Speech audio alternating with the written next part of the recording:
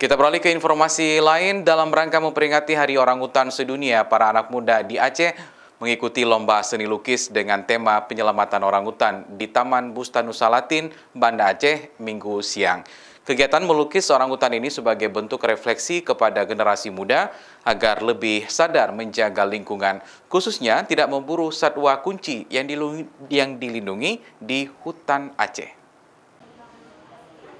Puluhan anak muda pecinta seni lukis ramaikan kegiatan peringatan Hari Orangutan Sedunia yang digelar oleh WWF Aceh bekerjasama dengan komunitas Earth Hour Aceh lewat perlombaan lukisan poster bertemakan Selamatkan Orangutan di Taman Bustanusalatin Minggu siang.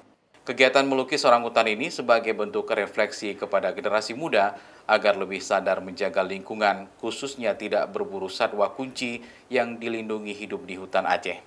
Selain itu, mengajak anak muda pecinta seni lukis untuk menuangkan ide penyelamatan orangutan melalui lukisan poster. Indonesia sendiri adalah satu-satunya negara yang menjadi rumah bagi 3 spesies orangutan di dunia, yaitu orangutan Sumatera, orangutan Kalimantan, dan orangutan Tapanuli. Saat ini ketiga spesies tersebut berstatus kritis dalam daftar merah UICN. Kami berharap nanti poster-poster ini bisa kami pamerkan di lokasi-lokasi publik sehingga dengan demikian semakin banyak orang yang bisa peduli dan mau ambil aksi untuk penyelamatan orangutan.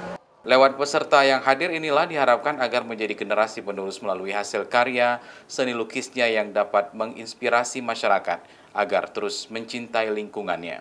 Selain perlombaan melukis, kegiatan ini juga dimeriahkan dengan live painting oleh seniman lukis ternama di Aceh, Idrus bin Harun, dari komunitas Kanotbu. Dengan lihai, Idrus memoles kain kanvas menggunakan kuasnya untuk melukis orangutan bernama Hope yang sempat diburu dan ditembaki sebanyak 74 peluru yang hingga ini peluru itu masih bersarang di tubuhnya. Jadi begitu diajak kemarin untuk menggambar ini, saya pikir ini harus dikeluarkan lagi dan saya cari-cari juga di internet bahwa keberadaan orangutan itu sangat bermanfaat buat kita.